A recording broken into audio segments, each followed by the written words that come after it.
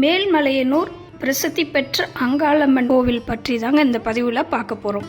விழுப்புரம் மாவட்டம் மேல்மலையனூரில் பிரசித்தி பெற்ற இக்கோவில் அமைந்துள்ளது. அமாவாசை அன்று ஆயிரக்கணக்கான பக்தர்கள் வந்த வண்ணம் உள்ளனர். ஆடி மாதம் ஆடி வெள்ளி, ஆடி ஞாயிறு மற்றுமின்றி வெள்ளி, ஞாயிற்று, செவ்வாய்க்கிழமைகளில் மக்கள் வந்த வண்ணம் உள்ளனர் இக்கோவிலுக்கு. அப்படிப்பட்ட புகழ்பெற்ற இத்திருத்தலத்தின் வரலாறு பற்றி இப்பொழுது பார்ப்போம். கிரேத யுகம், திரேத யுகம், துவாபர யுகம், கலியுகம் என்ற 4 யுகங்களுக்கு முன்பு மணியுகம் ஒன்று இருந்ததாகவும், இந்த யுகத்தில் சிவபெருமானுக்கும் பிரம்மனுக்கும் தலா 5 தலைகள் இருந்ததாகவும் தலவரலாறு கூறுகிறது. பிரம்மனுக்கு எப்பொழுதுமே சிறிது அகங்காரம் கூடவே இருக்கும்.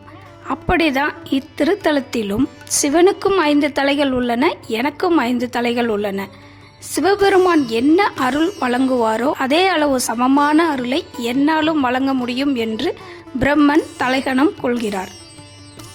இதனை அறிந்த பார்வதி தேவி தன் கணவனுக்கு ஈடாக பிரம்மனால் முடியுமா என்று கோபமுற்று பிரம்மனின் ஆணவத்தை அழிக்க நினைத்து பிரம்மன் வரும்பொழுது தனது கணவனை அழைப்பது போல நாதா என்று அழைக்கிறார்.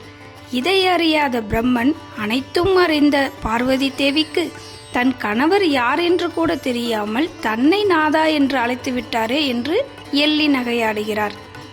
இதனை அறிந்த சிவபெருமான் பார்வதி தேவியின் முறையீட்டை ஏற்று 5 தலையாக இருப்பதனால் தானே உனக்கு இவ்வளவு ஆணவம், ஒரு தலையை கிள்ளி எறிகிறேன் பார் என்று ஒரு தலையை கிள்ளி எறிகிறார். இதனால் கோபமுற்ற பிரம்மா கோபமும் வலியுமாக மிகவும் வேதனையுடன் பிரம்மா சாபம் ஒன்றை விடுகிறார் சிவபெருமானை பார்த்து. கிள்ளிய தலை உன் கையிலேயே ஒட்டி கொள்ளட்டும், உனக்கு வழங்கும் உணவை அந்த தலையே சாப்பிட்டு விடும், நீ பித்தனாக அலைவாய் என்று சாபம் விடுகிறார். தன் கணவரின் இந்த நிலைக்கு தான் காரணமாக ஆகிவிட்டோமோ என்று வருந்திய பார்வதி தேவியை பார்த்து, நீ பூலோகத்தில் கிழவியாக மாறி கந்தல் ஆடையுடன் திரிவாய் என்று சாபம் விடுகிறார் பிரம்மா. இச்சாபத்தின்படி பார்வதி தேவி வயதான தோற்றத்துடன் இருக்கின்றனர். வயதான தோற்றமுடைய பார்வதி தேவி திருவண்ணாமலையில் உள்ள ஒரு குளத்தில் குளிப்பதன் மூலம் சாப விமோச்சனம் பெற்று மேல்மலையனூரை நோக்கி வருகிறார்கள். மேல்மலையனூரை அந்த காலத்தில் மலையரசன் பட்டினம் என்று கூறி வந்துள்ளனர். மலையரச பட்டினத்தை மலையரசன் என்ற அரசன் ஆட்சி செய்து கொண்டிருந்தார். அந்த ஊரின் அருகில் புற்றுவாய் பார்வதி தேவி அங்கு வீற்றிருந்துள்ளார். அங்கு காவலாளியாக மீனவ குலத்தை சேர்ந்தவர்கள் இருந்துள்ளனர்.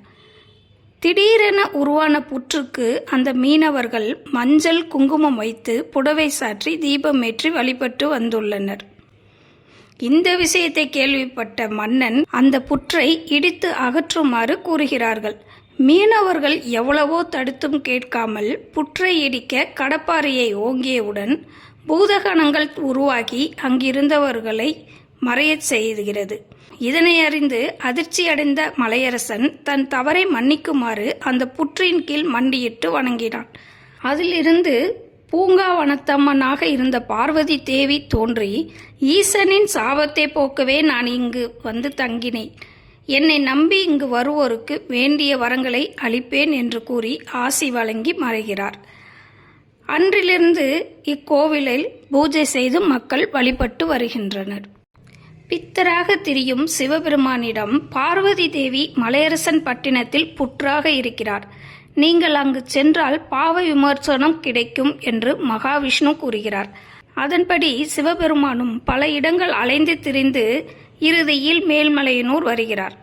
இங்கு வந்தவுடன் சுடுகாட்டில் தங்க வைத்துவிட்டு பின்பு நவதானியங்களால் செய்யப்பட்ட சுண்டல், கொழுக்கட்டை ஆகியவற்றை சமைத்து அவற்றை ஒன்றாக பிசைந்து 3 லிங்கங்களாக ஆக்கிக்கொள்.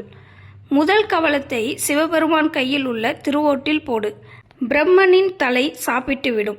2வது உருண்டையையும் போடு, அதையும் அந்த தலை சாப்பிட்டுவிடும். 3வது உருண்டையை போடுவது போல் பாவனை செய்து கீழே இறைத்துவிடு. உணவின் சுவையில் மயங்கி பிரம்மனின் தலை அதனை உண்ண கீழே குனியும். அப்பொழுது உன் சக்தியெல்லாம் திரட்டி அத்தலையை பூமிக்கடியில் மிதித்துவிடு என்று மகாவிஷ்ணு ஆலோசனை கூறுகிறார். அதன்படியே பார்வதி தேவியும் செய்ய சம்மதிக்கிறார். அதே நேரத்தில் அங்கு வந்த சிவபெருமானை கண்டு தன் கணவர் வந்துள்ளதை அறிந்த பார்வதி தேவி மகாவிஷ்ணு கூறியபடி 3 கவளங்களை தயார் செய்துவிட்டு சிவபெருமான் இருக்கும் இடத்திற்கு வந்து அவரை அழைத்து சென்று உணவு கொடுக்கிறார். அதில் முதல் உருண்டையை எடுத்து கையில் கொடுத்தவுடன் பிரம்மனின் தலை அதை உண்டுவிடுகிறது. 2வது கவளத்தை கொடுக்கும் பொழுதும் அதனை பிரம்மனின் தலை உண்டுவிடுகிறது. 3வது கவளத்தை தருவது போல் பாவனை செய்து பார்வதி தேவி அவர்கள் கீழே போட்டு விடுகிறார். அதனை கண்ட பிரம்மனின் தலை உணவின் சுவையில் மயங்கி கீழே கிடக்கும் கவளத்தை உண்ண தலையை குனிந்து கீழே விழுந்து விடுகிறது. உடனே ஆங்கார உருவம் கொண்ட பார்வதி தேவி அந்த தலையை தனது வலது காலால் மிதிக்கிறார். இதனால் சிவபெருமானுக்கு பிடித்திருந்த பிரம்மகத்தி தோஷம் நீங்கி அவர் ஆனந்த தாண்டவம் புரிந்து சிதம்பரம் சென்று ஸ்படிகலிங்கமாக மாறிவிடுகிறார். ஆனந்த தாண்டவம் புரிந்ததால் ஆங்கார உருவம் கொண்டதால் பார்வதிக்கு அங்காளம்மன் என்ற பெயரும் இத்திருத்தலத்தில் வந்தது. அம்மனின் கோபத்தை தணிக்க தேவர்கள் எவ்வளவோ முயன்றும் அம்மனின் கோபம் தணியவில்லை. மகாவிஷ்ணுவிடம் தேவர்கள் முறையிட, நீங்கள் ஒரு அழகான தேரை உருவாக்குங்கள், அதன் மேல் பீடத்தில் நான் கலசமாக மாறிவிடுவேன், அதில் அம்மனை அமர செய்து திருவீதி உலா செய்யுங்கள், அப்பொழுது அம்மன் சாந்தியடைவார்கள் என்று கூறுகின்றார். தேவர்கள் பூமாரி பொழிந்து அப்பூங்காவனத்தை சுற்றி வந்த தேரில் அம்மன் சாந்தமடைகிறார். மனம் குளிர்ந்த அம்மன் தேவர்களை வாழ்த்தியதோடு தான் இங்கேயே கோவில் கொண்டு தன்னை நாடி வரும் பக்தர்களுக்கு வரம் அளிப்பதாகவும் இங்கே அமர்ந்து மக்களுக்கு அருளாசி வழங்கி கொண்டு உள்ளார். இன்றும் 13 நாள் தேர் உற்சவம் மூலம் அன்னை சாந்தி அடைவதாக இன்றும் திருவிழாக்கள் கொண்டாடப்படுகின்றன. மயான கொள்ளை தேர் திருவிழா சிறப்பாக நடக்கும். மயான கொள்ளை நேரத்தில் சுற்றுவட்டார கிராமங்களில் உள்ள மக்கள் கொழுக்கட்டை, அவர்கள் வயல்களில் விளைந்த காய்கறிகளை சூறை விடுவார்கள். இப்படி சூறை விடுவதால் அந்த ஆண்டு விளைச்சல் அமோகமாக இருக்கும் என்பது இன்றும் மக்கள் இதை நம்பி செய்கிறார்கள். பில்லி சூனியம் அகல மக்கள் அதிகம் இங்கு வருகிறார்கள். மேல்மலையனூர் வரும் பக்தர்களின் சாபம் நீங்கி வாழ்வில் நல்ல முன்னேற்றம், குழந்தை வரம், தொழில் எல்லாவற்றிலும் முன்னேற்றம் அடைவார்கள் என்ற நம்பிக்கை இன்றளவும் மக்களிடம் உள்ளது.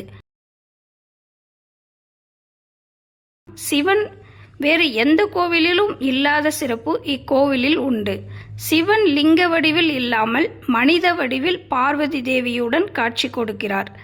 இருவரும் சேர்ந்து இருப்பதால் சித்தர்கள் வாழ்ந்ததாலும் இத்திருத்தலத்தில் வேண்டும் வரம் கிடைக்கிறது. மேல்மலையனூர் அம்மன் அமைந்துள்ள இடமே மயானம். ஆகையால் எந்த ஒரு தீய சக்தியோ, பில்லி சூனியம், ஏவல், கிரகதோஷம், கண்திஷ்டி என எதுவும் ஒன்றும் செய்ய முடியாது இக்கோவிலுக்கு வரும் பக்தர்களை.